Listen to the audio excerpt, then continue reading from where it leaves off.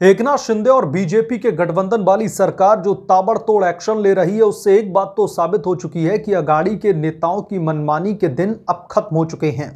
अब अगर जरा सी भी धांधली या फिर गुंडागर्दी की कोशिश की गई तो जेल जाने में कतई देर नहीं लगेगी। शरद पवार के नेता के खिलाफ में एक्शन को लेकर के बीजेपी ने जो वादा किया था महाराष्ट्र की जनता से, वो अब पूरा कर दिया गया है और शरद पवार के खासम खास नेता को पुलिस ने गिरफ्तार कर लिया है, जिससे पवार खेमा बुरी तरीके से बौखलाया हुआ है। जिस पुलिस पर पवार साहब अपनी हुकूमत चलाया करते थे, गलत तरीके से प्रशासन का इस्तेमाल किया जा रहा था, वही पुलिस अब शरद पवार की हेकड़ी निकालने में लगी हुई है। शरद पवार के नेता की गिरफ्तारी के बाद में महाराष्ट्र में क्या नई सियासी तस्वीर बन रही है, ये हम समझने की कोशिश करेंगे। लेकिन रिपोर्ट में आगे बढ़ें उससे पहले आपसे विनम्र निवेदन है कि चैनल को सब्सक्राइब कर लें और वीडियो पसंद आए तो लाइक जरूर करें। महाराष्ट्र में राष्ट्रवादी कांग्रेस पार्टी के विधायक जितेंद्र आव्हाड को आज पुलिस ने दबोच लिया है। आज उन्हें गिरफ्तार करके सलाखों के पीछे डाल दिया गया है। जितेंद्र आव्हाड ने अपने समर्थकों के साथ में जाकर के पुणे के मॉल में फिल्म हर हर महादेव की स्क्रीनिंग रुकवाई थी। उन पर आरोप है कि उन्होंने मॉल में जाकर के मारपीट भी की थी। एनसीपी विधायक को ठाणे पुलिस ने गिरफ्तार किया है। जितेंद्र आव्हाड ने कहा कि मैं इस मामले में जमानत भी नहीं मांगूंगा। वैसे आपको जमानत इतनी जल्दी मिलेगी भी नहीं तो जमानत मांगने का कोई मतलब भी नहीं रह जाता। एनसीपी विधायक जितेंद्र आव्हाड ने ट्वीट किया कि आज मैं दोपहर तकरीबन 1 बजे वर्तक नगर थाने के वरिष्ठ पुलिस निरीक्षक का फोन आया। उन्होंने कहा कि मैं नोटिस देने के लिए एक आदमी को भेजूंगा, वरना तुम थाने आ जाओ। मैं मुंबई जा रहा था, मैंने कहा कि मैं थाने आऊंगा और फिर मुंबई जाऊंगा। उन्होंने आगे कहा कि जब मैं थाने गया तो उन्होंने मुझसे गपशप में मुझे उलझा दिया। तभी डीसीपी राठौड़ थाने पहुंचे। उनकी आंखों और चेहरों पर बेचैनी दिखाई दे रही थी, मायूसी भी दिखाई दे रही थी। उन्होंने आदर पूर्वक कहा कि मैं कुछ नहीं कर सकता, ऊपर से आदेश आया है, आपको गिरफ्तार किया जाना चाहिए। तो ये जो पटकथा है ये एनसीपी विधायक की तरफ से कही गई है और कहा गया कि पुलिस वाले बेचैन थे, उन्हें गिरफ्तार करने से झिझक रहे थे। एनसीपी विधायक ने कहा कि यह पुलिस बल का दुरुपयोग है। अब मैं लड़ने को तैयार हूं, फांसी भी लग जाएगी, लेकिन मैंने जो नहीं किया उसके लिए मैं खुद को दोषी नहीं मानूंगा। जितेंद्र आव्हाड ने दोस्तों सोमवार यानी कि 7 नवंबर की रात को उनके ऊपर यह आरोप लगाते हुए मॉल में हंगामा किया था कि फिल्म हर हर महादेव छत्रपति शिवाजी महाराज के इतिहास को तोड़ मरोड़ करके पेश करती है। आरोप है कि आव्हाड मराठी फिल्म हर हर महादेव की स्क्रीनिंग को जबरदस्ती रोकते हुए एक व्यक्ति की उन्होंने पिटाई कर दी थी। इसके अलावा गुजरात विधानसभा चुनाव में जीत हासिल करने के इरादे से सभी प्रमुख सियासी दलों ने पूरी ताकत अब झोंकना शुरू कर दिया है। इन सब के बीच में दिसंबर के पहले हफ्ते में होने जा रहे गुजरात चुनाव के मद्देनजर कांग्रेस खेमे से एक बड़ी खबर सामने आ रही है। दरअसल गुजरात विधानसभा चुनाव के लिए कांग्रेस और राष्ट्रवादी कांग्रेस पार्टी ने चुनाव से पहले ही यानी कि चुनाव पूर्व गठबंधन करने का ऐलान कर दिया है।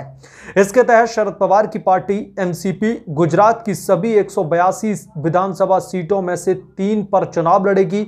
दोनों दलों के नेताओं ने शुक्रवार को यहां पर गठबंधन का ऐलान कर दिया है कि राष्ट्रवादी कांग्रेस पार्टी और जो कांग्रेस का गठबंधन महाराष्ट्र में जो वो अघाड़ी घटक का हिस्सा है, वो अब फॉलो करेंगे गुजरात में भी।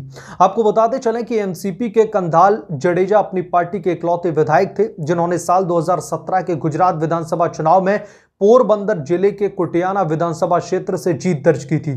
गुजरात कांग्रेस के अध्यक्ष जगदीश ठाकुर ने गठबंधन का ऐलान करते हुए कहा कि एनसीपी आगामी गुजरात विधानसभा चुनाव में कांग्रेस के साथ में गठबंधन करके चुनाव लड़ेगी। जगदीश ठाकुर ने गुजरात चुनाव में 125 सीट पर जीत के साथ में सबसे पुरानी पार्टी की सत्ता में वापसी के प्रति भरोसा जताते हुए कहा कि कांग्रेस ने उन दलों के साथ में समझौता करने का निर्णय किया है जो यूपीए 1 और यूपीए 2 में राष्ट्रीय स्तर पर हमारे साथ में थे। उन्होंने कहा कि समान विचारधारा वाले और संविधान तथा देश की एकता की रक्षा के लिए कार्य करने वाले लोग फांसीबाज ताकतों के खिलाफ में एकजुट होकर लड़ रहे हैं। पूर्व केंद्रीय मंत्री शरद पवार की पार्टी एनसीपी गुजरात में 3 विधानसभा सीट आनंद जिले की उमरेठ, अहमदाबाद जिले की नरोदा और दाहोद जिले की देवगढ़ बरिया सीट से चुनाव लड़ेगी। वैसे राष्ट्रवादी कांग्रेस पार्टी का गुजरात में कोई भी अस्तित्व नहीं, उनके पास में सिर्फ और सिर्फ एक ही विधायक था, लेकिन कांग्रेस पार्टी के साथ में चुनाव लड़कर के वो किस्मत आजमाने जा रहे हैं। इन 3 सीटों पर फिलहाल सत्ताधारी बीजेपी का कब्जा है। वहीं गुजरात एनसीपी के प्रदेश अध्यक्ष जयंत पटेल बोस्की ने कहा कि पार्टी गुजरात विधानसभा चुनाव में कांग्रेस का समर्थन करेगी।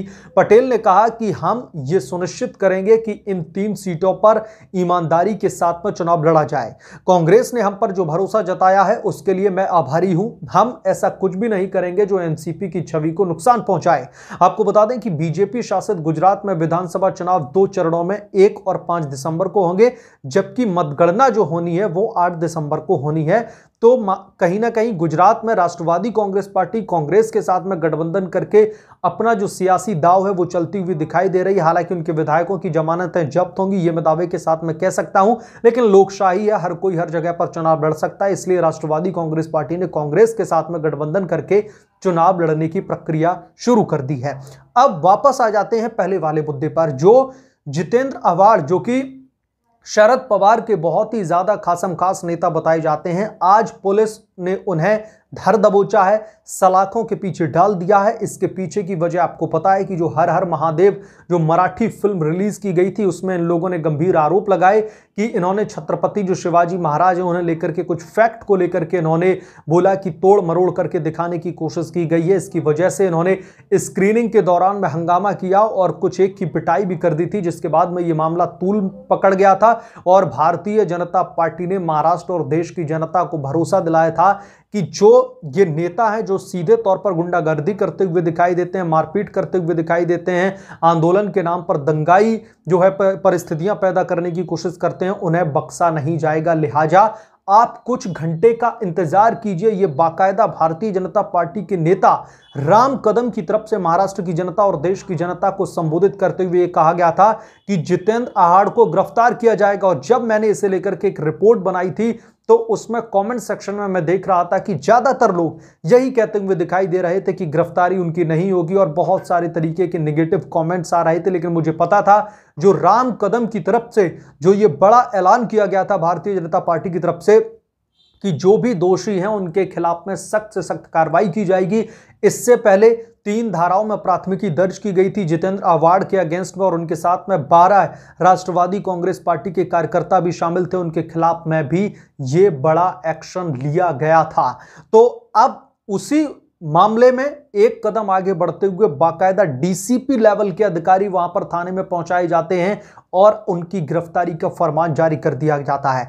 जितेंद्र आव्हाड सोशल मीडिया पर अपना गुस्सा व्यक्त कर रहे हैं और कह रहे हैं कि जिस मामले के तहत उन्हें गिरफ्तार किया गया है वो उस मामले में दरअसल जमानत भी नहीं मांगेंगे। अगर आप जमानत नहीं मांगेंगे तो अच्छा है, जो भी आपने कृत्य किया है उसकी सजा तो आपको मिलनी ही चाहिए और आप जेल में जितने ज्यादा समय तक रहेंगे मुझे लगता है कि जस्टिस उतना ज्यादा जल्दी डिलीवर होगा उन लोगों के साथ में जिनके साथ में मारपीट की गई है। बहरहाल इस पूरे के पूरे मामले को लेकर के आपकी क्या राय है मुझे कमेंट सेक्शन में जरूर बताएं। जल्द मिलूंगा किसी दूसरी बड़ी खबर के साथ में, तब तक के लिए धन्यवाद। अगर आप लोग चैनल पर नए हैं तो प्लीज चैनल को सब्सक्राइब कर लें और साइड बने बेल आइकन को जरूर प्रेस कर लें ताकि जब भी मैं कोई बड़ी खबर लेकर आऊं तो सबसे पहले नोटिफिकेशन आपको मिले।